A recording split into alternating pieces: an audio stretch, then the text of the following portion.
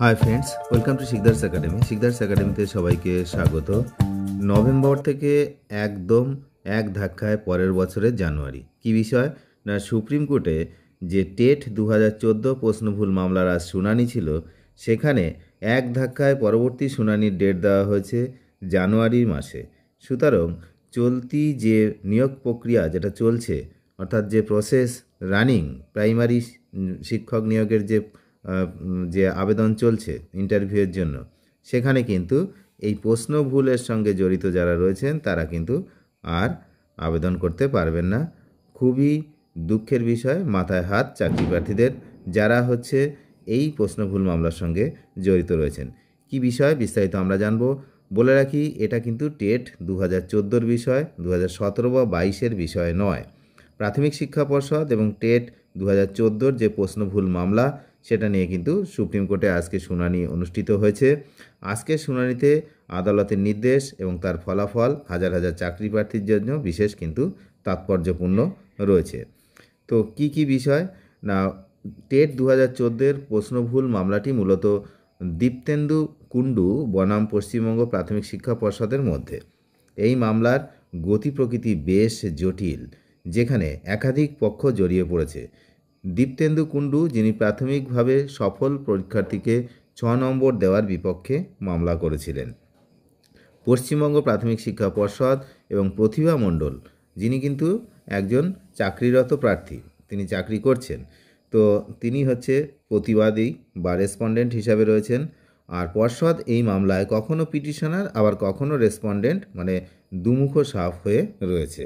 তাদের মূল লক্ষ্য হলো সবাইকে ঢালাও নম্বর না দেওয়া এবং প্রতিভা মণ্ডলকে সঙ্গে নিয়ে আইনি লড়াই চালিয়ে যাওয়া। যে প্রতিভা মণ্ডল, যিনি কিন্তু একজন চাকরি করছেন, ঠিক আছে।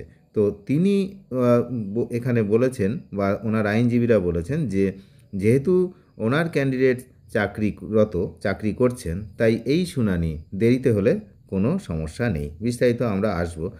শুনানির শুরুতেই দীপ্তেন্দু কুণ্ডুর আইনজীবীরা আদালতের কাছে সময় চেয়ে আবেদন জানান। তাদের বক্তব্য ছিল যে তাদের সিনিয়র আইনজীবী অন্য একটি কোর্টে ব্যস্ত থাকায় আজ সওয়াল করা সম্ভব হবে না তার পক্ষে, তাই তারা 1 সপ্তাহ পরে শুনানির দিন ধার্য করার অনুরোধ জানান। এটা নিয়েই গণ্ডগোলের সূত্রপাত। বিচারপতি জানতে চান, এই মামলার মূল বিবেচ্য বিষয় কী? সকলকে নম্বর দেওয়া হবে নাকি শুধুমাত্র পিটিশনারদেরকে নম্বর দেওয়া হবে? দীপ্তেন্দু কুণ্ডুর পক্ষ থেকে পরবর্তী সপ্তাহে তারিখ চাওয়া হলে পর্ষদ কিন্তু তার তীব্র বিরোধিতা করে। পর্ষদের আইনজীবী যুক্তি দিয়েছেন যে পরের সপ্তাহে হবে না, শুনানি সম্ভব নয়। ডিসেম্বরে শীতকালীন ছুটির পর, অর্থাৎ জানুয়ারিতে আদালত খোলার পর যেন মামলার তারিখ দেওয়া হয়। সেই মতোই কিন্তু লাস্টে দেওয়াও হলো। যাই হোক, প্রতিভা মণ্ডল চাকরিরত প্রার্থীদের পক্ষ থেকে জানানো হয়, যেহেতু তারা চাকরিতে বহাল আছেন, তাই শুনানিতে দেরি হলে তাদের কোনো সমস্যা নেই। যে কথা আমি একটু আগে বললাম, কারণ ওদের মূল উদ্দেশ্যই এদেরকে এই যে প্রশ্নভুল মামলার এর নিষ্পত্তি, যাতে এই যে নিয়োগ প্রক্রিয়া যেটা চলছে তার মধ্যে না হয়। ওদের মূল টার্গেট পর্ষদ এবং এই প্রতিভা মণ্ডল, এনাদের যে আইনজীবীরা রয়েছেন, এদের মূল উদ্দেশ্য এই যে কন্টিনিউ যে প্রক্রিয়া যেটা চলছে এখন 2025-এর প্রাইমারি শিক্ষক নিয়োগের যে প্রসেস, এই প্রসেসে যেন এরা অংশগ্রহণ করতে না পারে, এর আগে যেন এর ফয়সালা না হয়। ওরা তাই চাইবে এবং শেষ পর্যন্ত কিন্তু সেটাই হয়েছে। যাই হোক, শুনানির একটি অত্যন্ত গুরুত্বপূর্ণ মোড় আসে যখন সিনিয়র অ্যাডভোকেট আনন্দ স্যার আদালতের দৃষ্টি আকর্ষণ করেন। তিনি জানান, বর্তমানে প্রাথমিকে যে নিয়োগ প্রক্রিয়া চলছে তার সময়সীমা আগামী 9 ডিসেম্বর শেষ হয়ে যাচ্ছে। যদি ওই 9 ডিসেম্বরের আগে এই মামলার ফয়সালা না হয় এবং মামলাকারীরা যদি নম্বর পেয়ে পাশ না করেন, তবুও তারা বর্তমান নিয়োগ প্রক্রিয়ায় অংশগ্রহণ করতে পারবেন না। তাহলে পাশ না করলে কিন্তু অংশগ্রহণ করতে পারবে না, এটা কিন্তু শিওর।